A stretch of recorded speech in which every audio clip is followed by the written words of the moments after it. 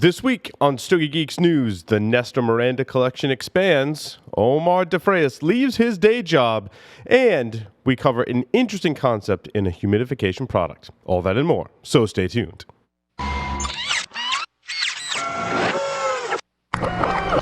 This is a Security Weekly production.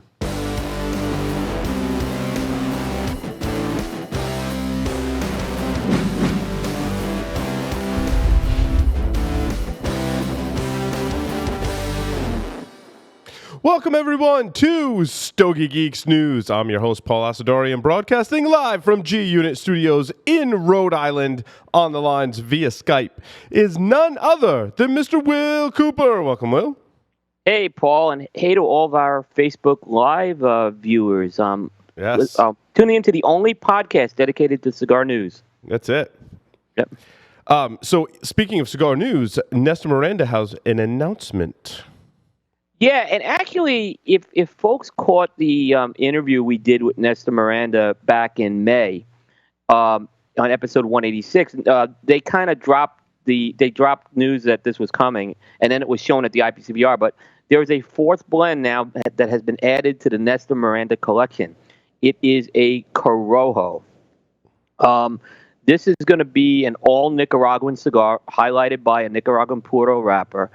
And it's going to come in the same four sizes as the other three blends in the Nestor Miranda Collection. That 4.5 by 50 Robusto, that 6 by 46 Corona Gorda, the 5.5 by 54 Toro, and the 6 by 60. And what you'll notice about this cigar is what they've done is when they redesigned the Nestor Miranda line a few years ago, they kind of put that Miami Art Deco color in. So the Corojo is going to have this bright yellow now, kind of accenting it. And it's using a Nicaraguan Corojo wrapper on this particular blend, which I'm assuming it's Nicaraguan Corojo 99, as in the Criollo seeds from, or Corojo or Criollo? Sorry, Corojo seed. Corojo. So yeah, it's Corojo seed Nicaraguan. Yeah, which is pretty common. No, I mean that's a common strain of plant to be growing in Nicaragua. So. Right. And, this is being made at My Father's Cigars, and they, in their farms, they do grow Nicaraguan Corojo, and they use it on quite a few of their blends. So it's according to what Miami Cigars said that I guess this Corojo is Nestor Miranda's favorite wrapper, and I guess he was putting some pressure on Jason Wood to kind of deliver on this cigar. So it looks like they did. Yeah. No, that's awesome. Yeah, I'm looking forward to it. Like I said, the accent that I love the design they did with that Art Deco look. It's true Nestor. In my opinion. It is. Yeah, no, yeah. I completely agree. Yep. What else we got in the news, Will? This one kind of may relate to you a bit.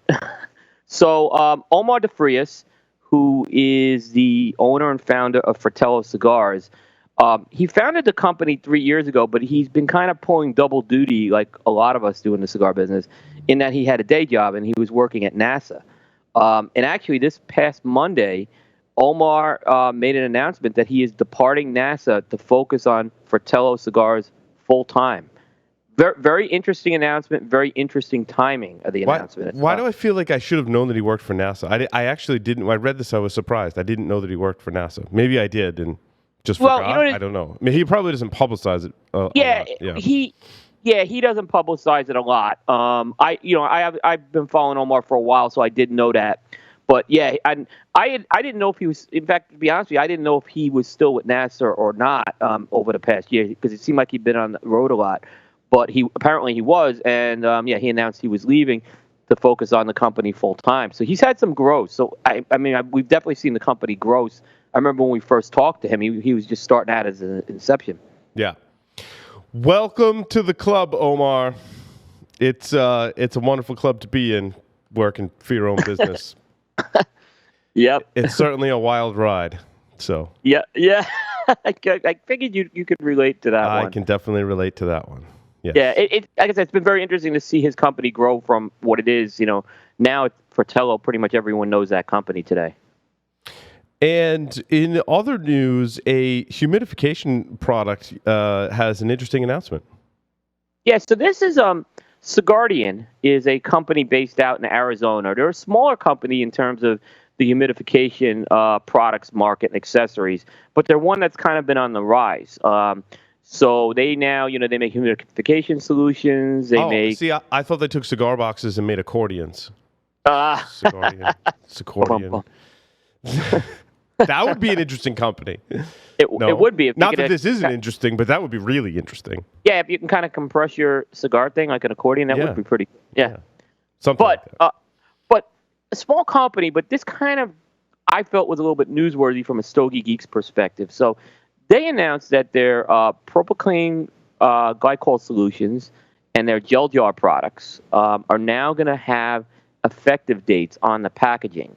And basically, they're going to put a date on that, and they're saying that the product's going to be good through such and such a date, which will be 18 months from the date of manufacture.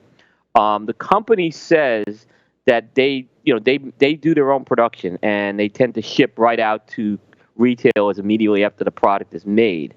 So these are going to be shipped with these effective dates. They're actually saying if retailers have products that are expiring, they're going to be taking that stuff back from them and replacing it. So they're kind of standing behind the product. What was very interesting is when I was reading about this is apparently the propylene glycol is a solution that is very biodegradable. So when they kind of put water in it, it immediately starts to biodegrade. And after a certain amount of time, it doesn't work anymore. And I started thinking about the solutions I have in my house right now that are probably useless right now because I have a bunch of these. Well, I mean, that's why, and I use this a similar solution to this one, right? I like the humidity beads for the fact that they don't expire, theoretically, and I've asked manufacturers of various beads if they do, in fact, expire, and they say no. Right.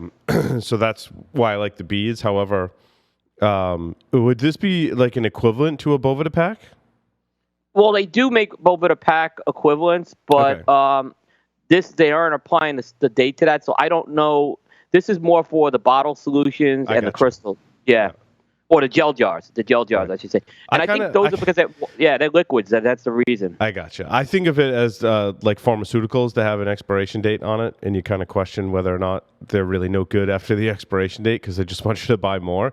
But it sounds like they have some pretty good science behind the fact that this stuff expires.